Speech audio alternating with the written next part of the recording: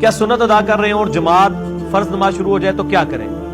اگر تو آپ مطلب آخری رکعت میں ہیں تو فوراً سے یعنی تشہد تک پہنچیں اور محمدن عبدہ و رسولہ کے بعد صرف چھوٹا سا دروشی پڑھیں، اللہم صلی علی محمد وعلی آل محمد، اور سلام پھیر دیں تو آپ کی نماز مکمل ہو جائے گی۔ اور ابھی ایک دو رکعتیں اگر پڑھی ہوئی ہیں اور آپ کو پتہ ہے کہ اس کی وجہ سے آپ کا قیام مس ہو جائے گا، پہلی رکعت چھوٹ جائے گی، تو آپ نماز کو وہیں پہ توڑ دیں، چھوڑ دیں، اور پھر اس نماز کو دوبارہ لوٹا لیں، اس نفلی نماز کو۔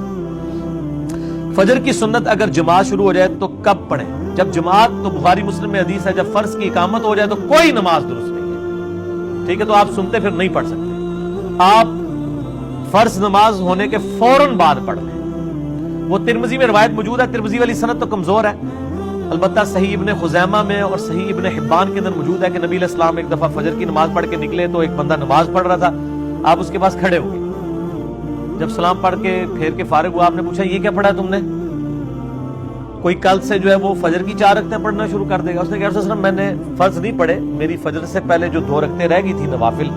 سنت مؤکدہ میں وہ پڑھ رہا ہوں، تو آپ نے خاموشی اختیار کر لی۔ اسے کہتے ہیں حدیث تقریری، یعنی آپ کے سامنے ایک عمل ہوا،